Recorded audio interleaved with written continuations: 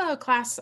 So today we're going to be talking about continuity of care in the U.S. health system. This is actually one of the most important concepts I think you should understand as someone who purchases healthcare. So this is kind of what do you expect to get out of your healthcare and how does that work? So without further ado, this is not a very long lecture. I'm going to be backing it up with the next lecture because it's not super long.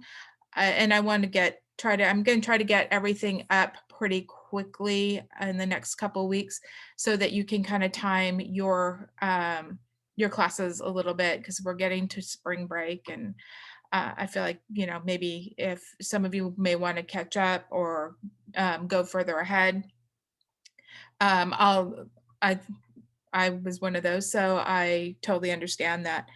And that way you're not stressed over finals, and I totally get that also.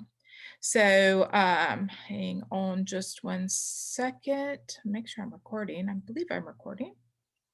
Yes. Okay. So let me share my screen.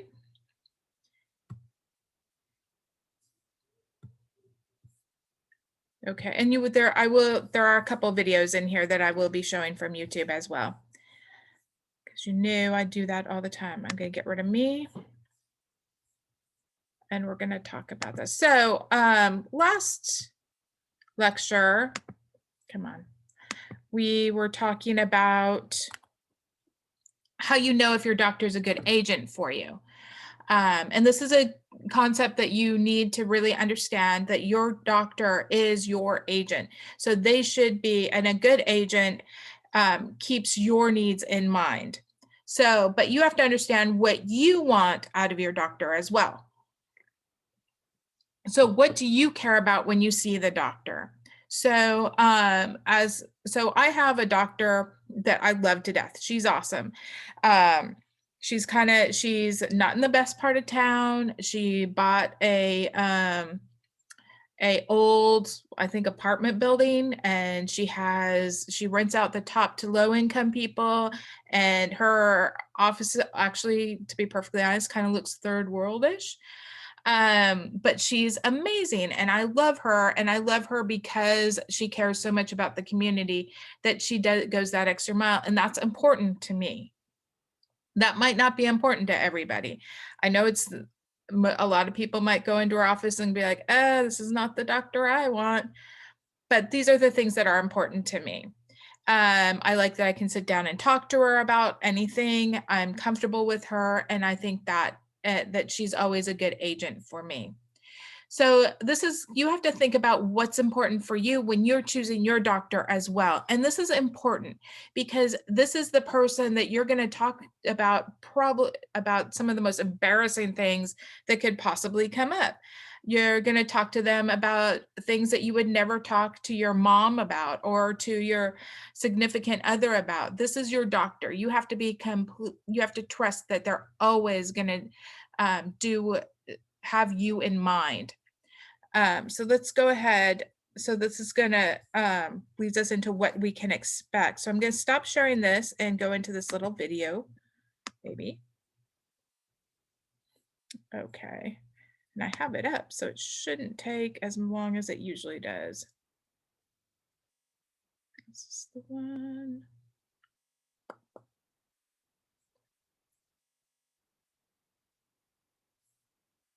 Hold on. Okay, let me share this. Sorry, it should have been up right away, but of course I did not have it set up. Where did Zoom go?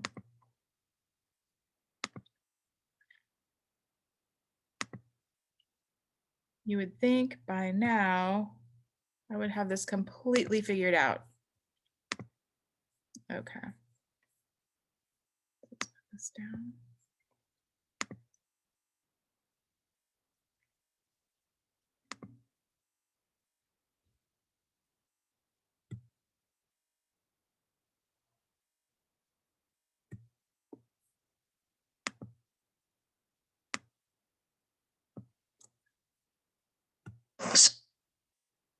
Sorry, guys. Sometimes things go well, and that's because the various influences come together in a kind of rhythm, music that works. I'll tell you a story.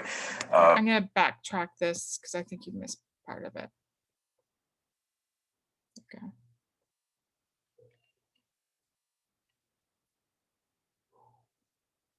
Sometimes things go well, and that's because the various influences come together in a kind of rhythm, music that works. I'll tell you a story. On a different day in my clinical practice, I was called into a room to see a 4-year-old boy that I'd never met. He had asthma and he was very tight. He was wheezing a lot. His mother was a very young mother. I'm sure she'd born him as a young teenager. And I walked into the room and there was this young woman and her son. And I was worried because he was breathing so hard. But then the process started. As I walked into the room, the mother handed me a chart that she'd kept at home. She had at home a spirometer, a breathing machine, which allowed her to measure her child's rate of wheezing. And she'd kept this chart and annotated it with various medications that she'd given him at home. She had been taught to do that by a visiting nurse that had been assigned to visit her home, who also had arranged for her to have the test machine at home and had trained her to use it. She said that she had tried the medicine, she knew what each of them was, and she recommended a fourth medicine that she didn't have at home. She said, I think maybe he'll respond to this. I was not saying very much because she had the ball and seemed to know what she was doing. But before I could open my mouth to respond, there was a knock on the door, and I opened the door, and there standing at the door was the chief of allergy holding a bottle of the medicine that the mother had just mentioned. How did he know to come? Because the mother had the cell phone number of the nurse who's responsible for coordinating the care, had called the nurse, she had called our allergist, the allergist brought the medicine down.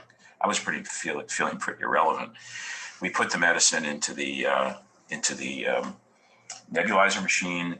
He cleared immediately, and within an hour was on his way home instead of to the emergency room, which in any other context I would have sent him to. He didn't go home alone. He went home with his mother, but also the nurse who had called the allergist to organize her trip to see me was on the way to the kid's house to check him at home as she would for the rest of the next few days. That was a child that went home and well, instead of to an emergency room, frightened and at very high cost. What happened? Music. A system that reached back into months before, a preparation of this young mother to have the sense of mastery, to be able to know different things to try with her child, technology that she knew how to use to measure his breathing, technology about improvement. She was doing PDSA cycles at home as she tried each medicine and annotated the run chart. The communication system that linked the mother and the nurse and the allergist and me in a single system so that there was literally no delay at all between his arrival to see me and the arrival of the medicine that was the next one to try. When the systems works, that's what it looks like. Full of knowledge that's about the subject matter about asthma treatment, full of knowledge about how to try things as she had tried the different medicines at home and studied their effect, full of consciousness of interdependency, a team at work in communication with each other, with their egos set aside, all focused on the needs of the individual child. That's what systems work looks like, and it gets a kid home in bed and not in a hospital.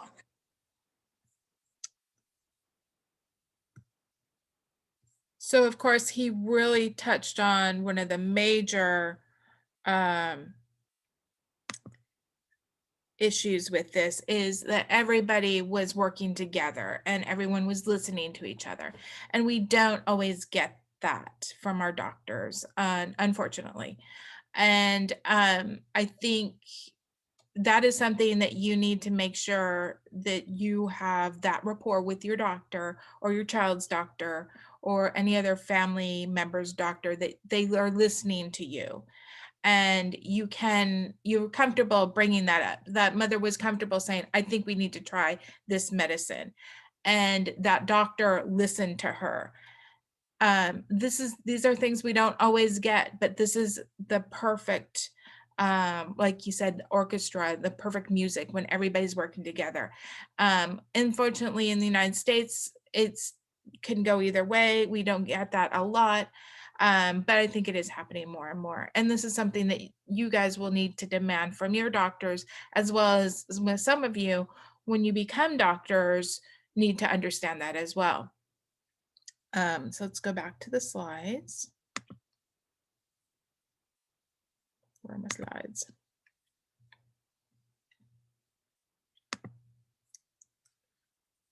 Okay, so that's kind of setting the stage for what we're talking about today. If I can, it always takes a minute after I go out. There we go. So we're going to talk about an episode of care. And yes, I'm going to cut away to another video. So an episode of care is the unit of assessment for so it's a unit of assessment for at each episode. So it's defined as a health problem. It's first, and you start with the first encounter and continue through the last encounter. So an episode is, it could be like, if we're using that child, for instance, that child had its first episode of care when that mother picked up her cell phone and called the nurse and said, I'm doing this. I have all of these, I've already tried this, this, and this. The nurse told her, okay, go to the, I don't know if it was a regular doctor or urgent care or where.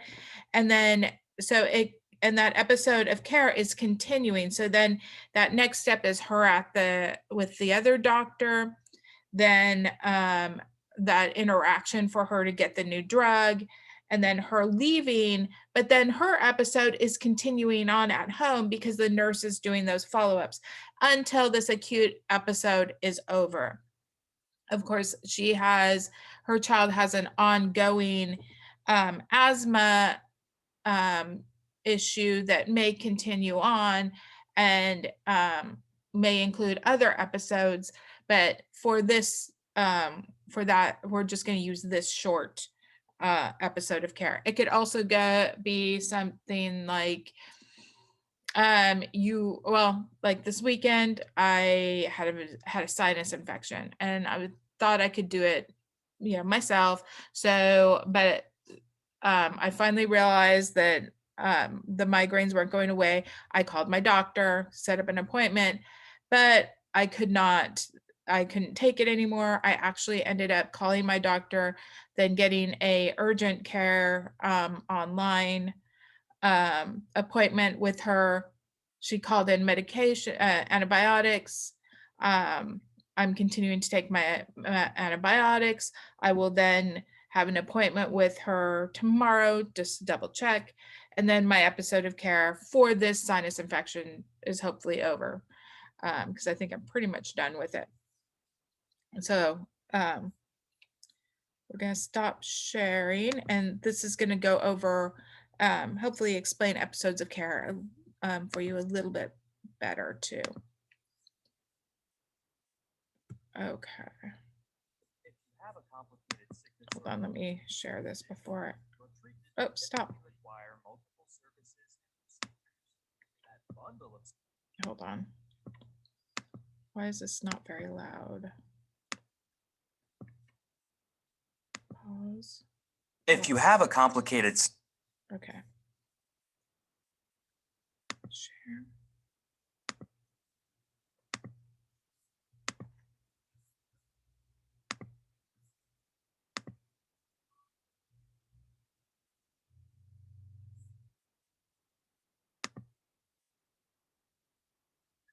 sickness or condition, your treatment will typically require multiple services and procedures.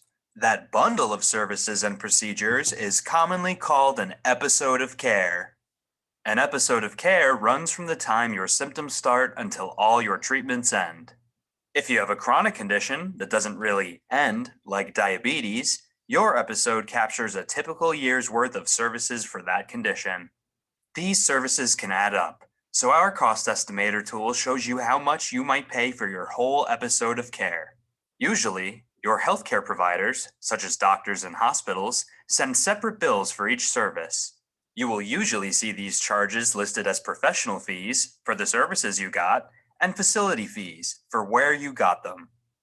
With an episode of care, you'll see just two cost estimates.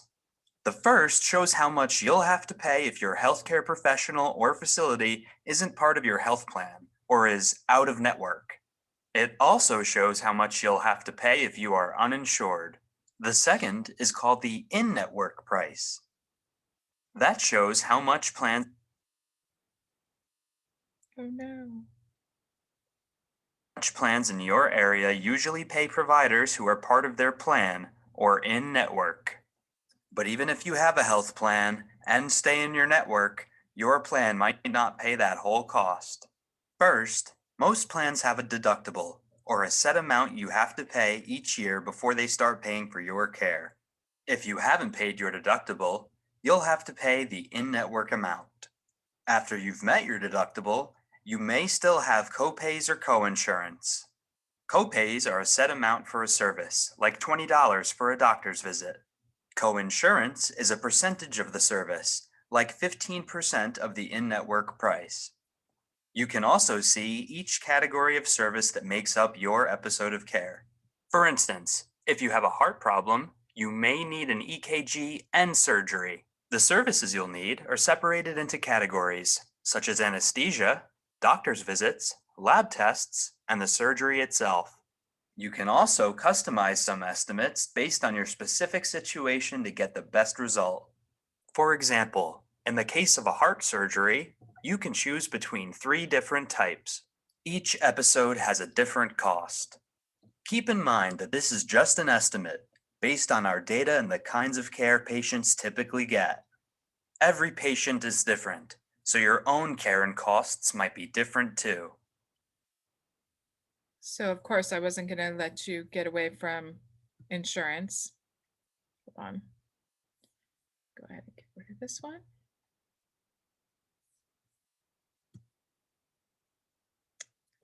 Because everything comes down to your insurance for when you live in the United States, so.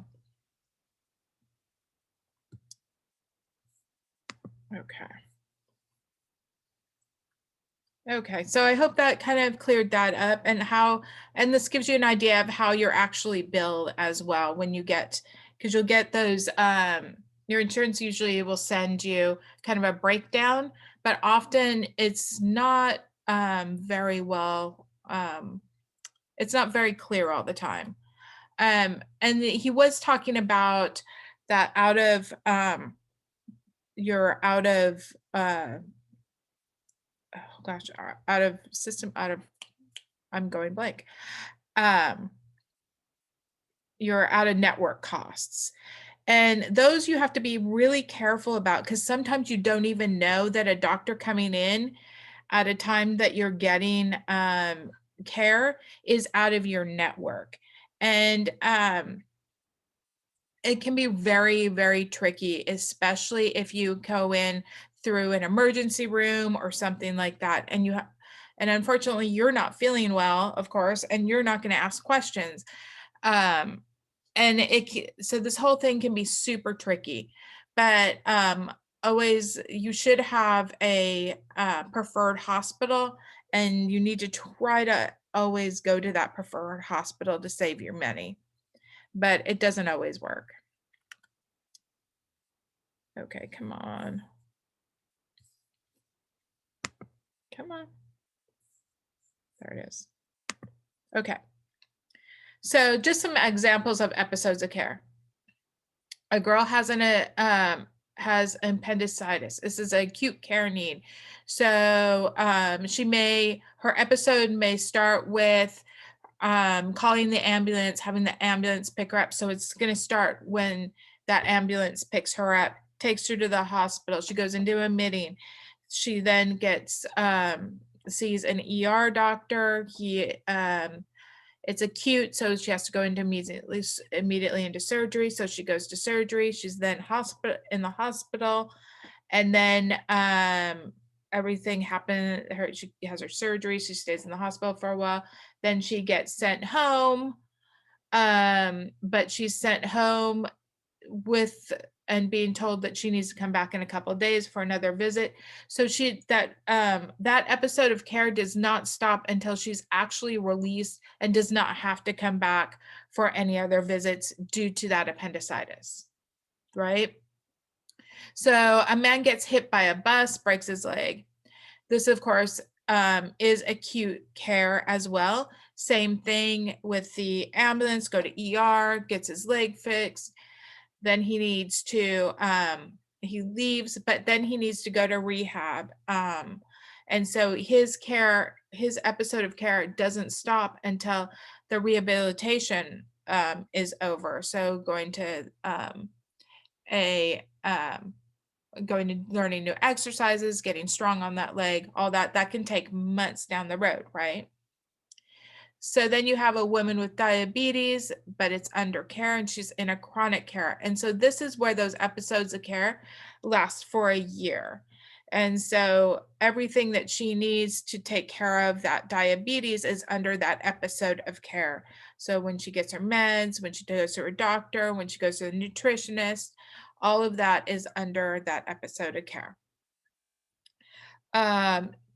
A woman with diabetes has an episode where she's not in control or a chronic care need or acute phase. Now, this is an acute episode of care within her normal episode of care, right? Because she's going to end up going to the hospital. They're probably going to put her in the hospital for a couple of days until they get her diabetes back into control, and then they release her to her regular diabetes management, although they may change something around because of this acute episode, right? Or how about college student gets COVID, right? So you get COVID. Now it depends on if you even go to the doctor. A lot of people are getting COVID and not going to the doctor. But say you do go to the doctor. So you get COVID, you call, you go to the doctor, you get some medicine, maybe some inhalers, and then you're released to home. A man with chronic conditions gets COVID, possibly ends up in the hospital. So you have him going to the hospital, and then if he has to have continued care along with his other chronic conditions, but now he has another condition due to COVID, then that episode of care will continue on just like it would in the rehab situation until he has either recovered or passed on or whatever is needed, as long as it's still connected with COVID. So identifying the episode of care. So there's two ways of identifying. So first you have the clinically based guidelines, and these need to be translated into like some sort of health service pathway. And the other way are some deviations from the average health service usage.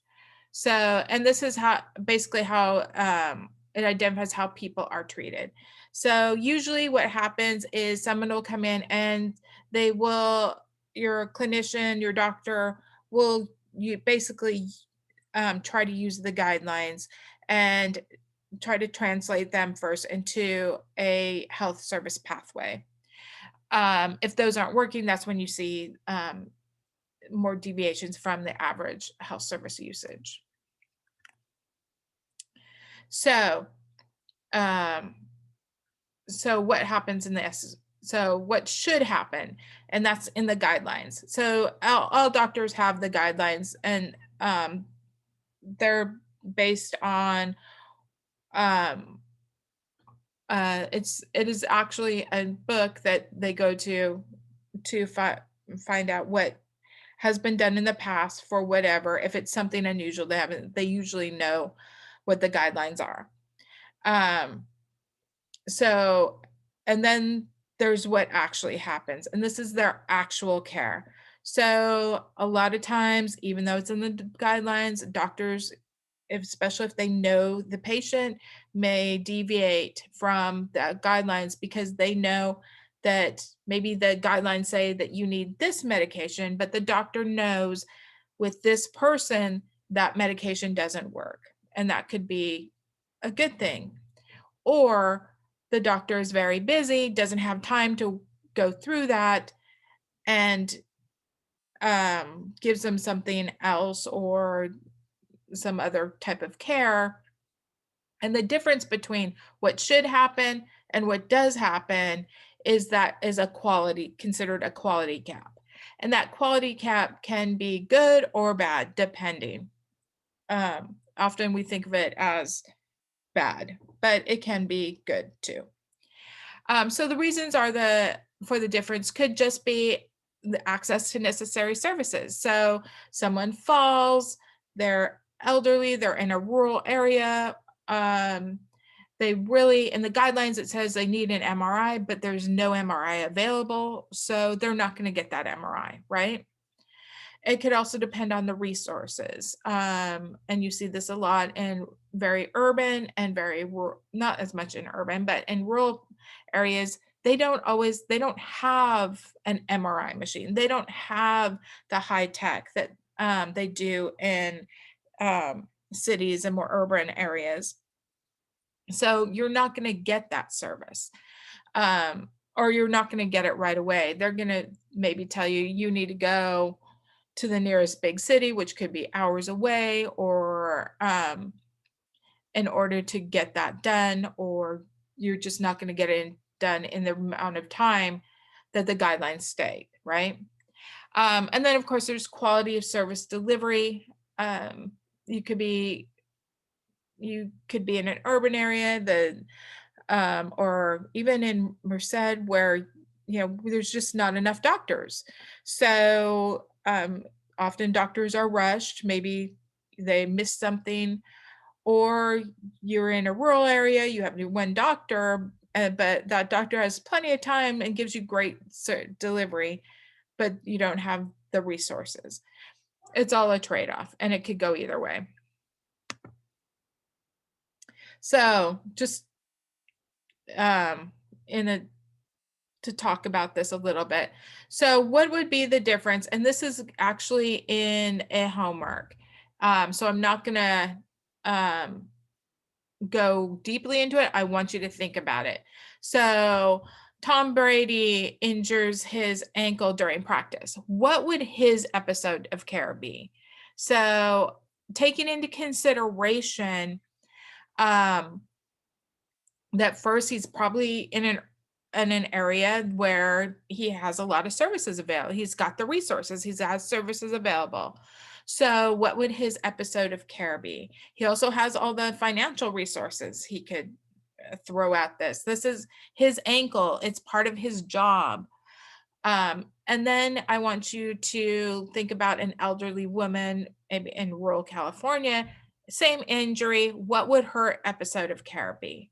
And just kind of work it out. She may not have the same resources. She may not, her ankle probably isn't defining her career. What would be the differences and why might those be? Okay. Concept 6, continuity of care. So the definition is a collection of services that is an integrated system of care, which the services are linked by integrating mechanisms. So it's kind of that holistic approach. So it matches resources to the client's condition, this would avoid duplication of services. You'd monitor the client's condition and modify services as needed. And within this continuity of care, your care of providers is also coordinated, and basically you're streamlining care. So I didn't bring this one up, so let me do this. I'm gonna stop share here, and I'm hoping, come on.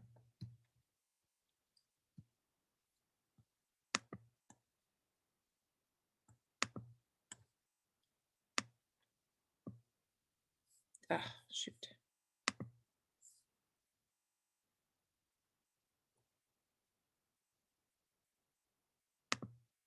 Okay, here we go.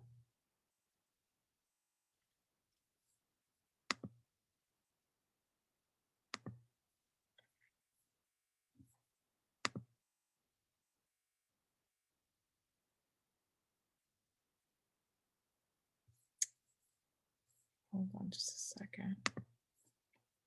Where did it go?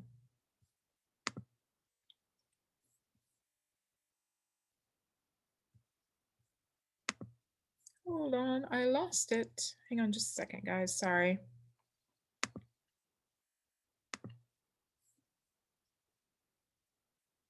Oh, here it is. I think this is, yeah.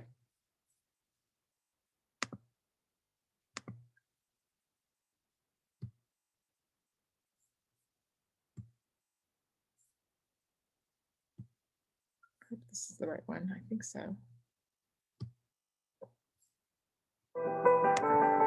I believe that continuity of care is arguably one of the most important issues for any consumer of healthcare, but particularly older adults. The reason I think continuity of care is so important has to do with our renewed focus on person-centered care. In order for a physician or a nurse practitioner or a PA to deliver person-centered care, they have to know who the person is. Choosing a doctor to me is one of the most interesting things I can talk to patients about. I think it's really important that a patient go in to a doctor's office with the idea of, how do I feel with this person? Am I comfortable? Am I relaxed? Can I talk to them? Can I share? Can I tell them when I'm not following their instructions? Those are important things. And I think the single most important aspect of the doctor-patient relationship is the comfort level. Every team needs a head coach. And in healthcare today, the primary care physician must be that person, especially when it comes to treating an older adult. One of the biggest problems I've seen over the years, and especially in older adults, is that they see multiple physicians. When an older person is seeing multiple doctors and multiple specialists, they treat a problem. The patient has a side effect from the treatment or the medication. And then they see another specialist for that side effect, and they treat with a new medication, and so on and so forth. Oftentimes we'll see people on 10 to 15 to 20 medications for this very reason. In my experience, we're able to reduce the medications and people feel a lot better. Older adults really need to take proactive action for their health care as it relates to working with their physicians, nurse practitioners, physician assistants. Number one, I think when they go into the doctor, they need to have their list with them. What's bothering them, what's most important, and hand that list right away to the clinician that they're seeing so that that clinician can look and say, okay, what do we have time to talk about today? Let's prioritize. I think it's really also important that one know exactly what medications they're on, have your own list of medications available, share that list with the doctor. And then finally, I think it's really critical to have your goals, your wishes, your dreams, the things that matter to you written down so that your doctor can really get to know who you are as a person.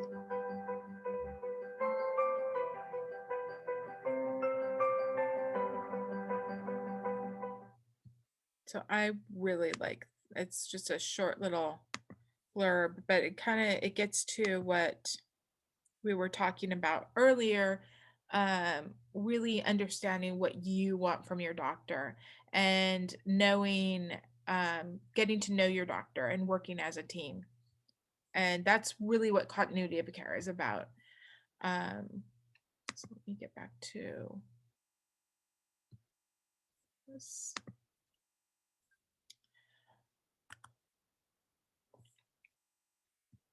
Okay. So integration of care.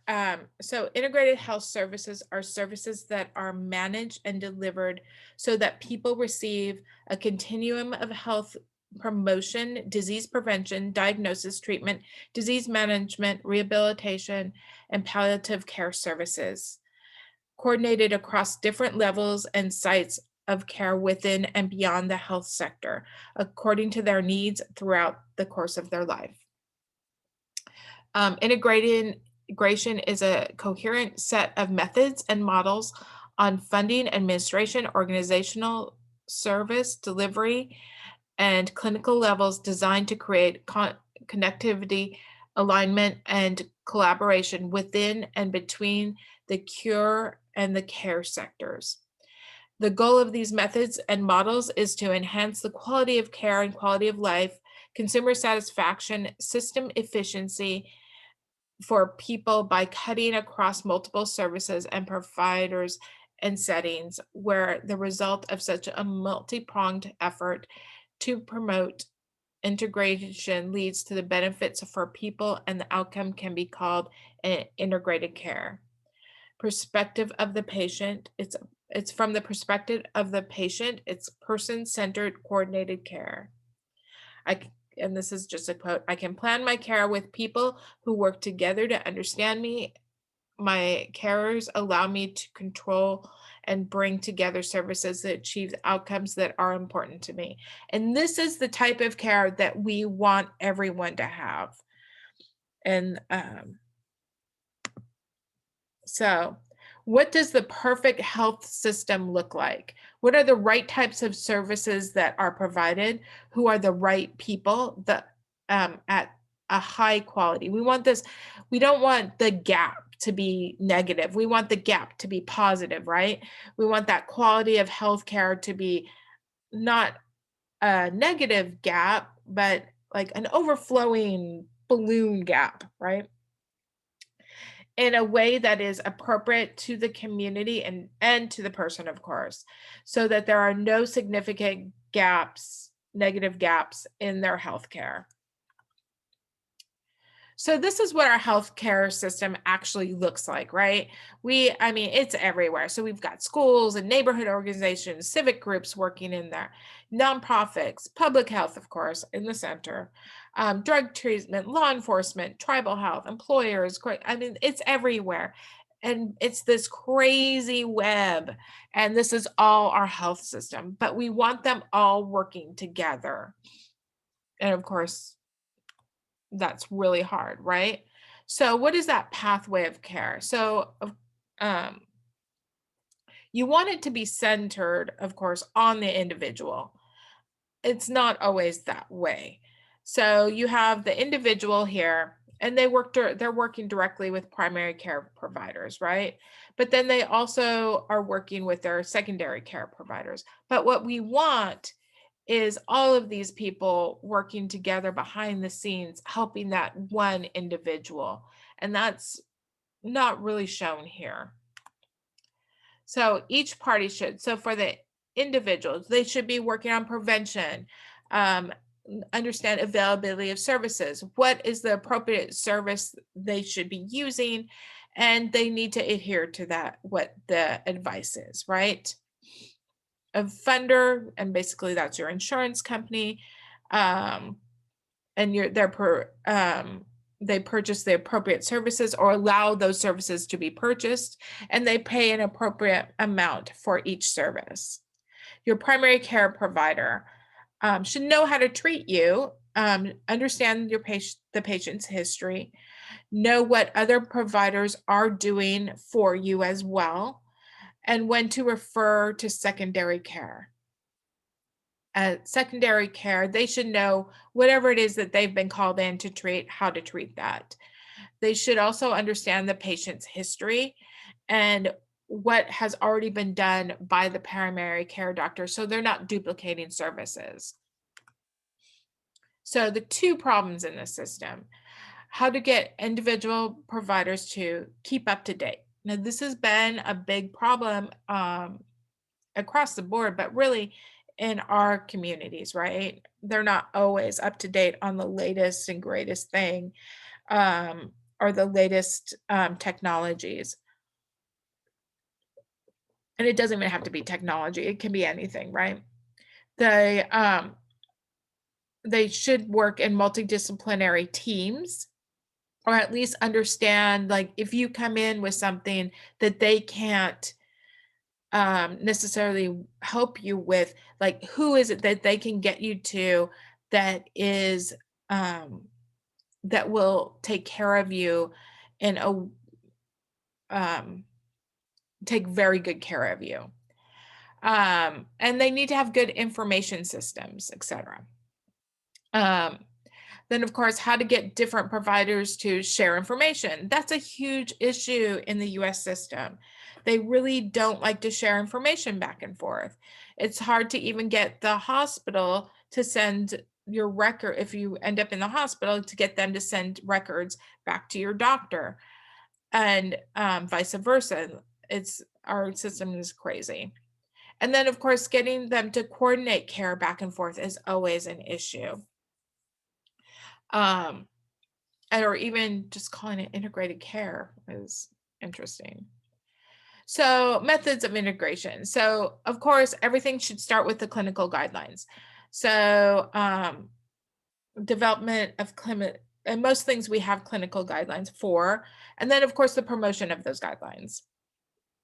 Case management involving a multiple staff. So, especially for children, really for everyone, you should be able to call the doctor, and everyone on that doctor's team should know what has been going on with you, or be able to get that information really quickly. And we need to have audits and reviews of each case to make sure that we're not overlapping, that everyone is getting good care. Information delivery, such as a computer-based system, so that if something does happen where you cannot go to your doctor, you have to go somewhere else, it's easy for them to get your information. Peer education. There's many different ways of looking at peer education. There's a promotores group. Of course, there's peer education at the doctor, nurse, and all those levels. But also promotores have been very successful, being used to help people manage many different diseases, from diabetes, where we're looking at having promotores help with asthma in people's homes, so they can go into homes and really pinpoint problems there. There's all kinds of different peer education models out there. New mechanisms for sharing patient information, and we kind of touched on this: databases, health informatics. New mechanisms for delivering services, and this can be even going back to some of the old mechanisms, such as the nurse that goes to the home, promotores, doctors going to homes again, those kind of things. And then we're seeing some of those come back. Those are very popular in other countries and are very successful. Delegated purchasing, budget holding for pharmaceuticals and laboratory, and then, of course, total budget holding. So the clinical guidelines, clinical practice guidelines, there is a specific type of care to be provided for patients relating to the pathways of care, and in the way they specify the treatment, not who should treat. So, and these are somewhat developed already. What is the basic assumption behind the barrier to integrated care? And then, of course, promotion of the basic assumptions. So we've kind of gone over this a little bit already. So the clinical guidelines are the ideal care that someone should get for whatever it is they're coming into the doctor for, whether it's a sinus infection like I was, or an asthma attack. There are clinical guidelines that should be followed. Case management, employ a manager, usually a nurse, to follow up on patients. So this may involve notifying health professionals with no direct physical contact with patients. And this is starting, especially with COVID, to happen more often, where you're getting those callbacks now. It may involve working closely with patients to help them flow through the system. So if you have someone come in, like as you probably all, I've told you, my mother had a fall. She lives in Santa Barbara. So her doctor was notified Um, she was in the hospital. They sent her to rehab. Then the rehab set her up with at-home nursing and physical therapy.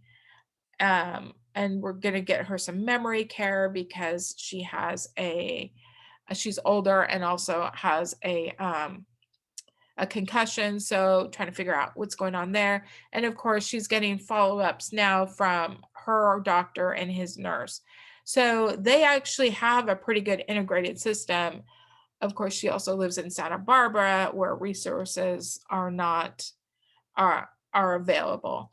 I'm not sure she would get that type of care here. So so this also involves formation and maintenance of a specialized database for patients, of which she has, and which we really don't have a lot of up here. Um, and it's usually restricted to high cost and high need because of the high cost. And usually goes to high need patients, which she is because she's older. Um, and so what is the assumed barrier to integrated care? Sharing patient information. Here in the United States, this is a big problem. The entire focus on easing facilitation flow of information or computer-based databases. The problem is not everyone is on the same database, nor is everyone for crazy enough, nor is everyone computerized. So, or we should have some sort of patient diary, something needs to happen. And this is the easiest way to get information flowing from the doctor to the hospital to wherever the patient is going to be. But we don't have a good system for this here in the United States. So another barrier, new mechanisms for delivering services. So this was great. I just used this for the first time with my sinus infection. So telemedicine has always been hard to get here in the United States because Medi-Cal and Medicare, as well as many insurance companies, will not reimburse for a televisit. But now, because of COVID, we're seeing more and more of this. So this is awesome.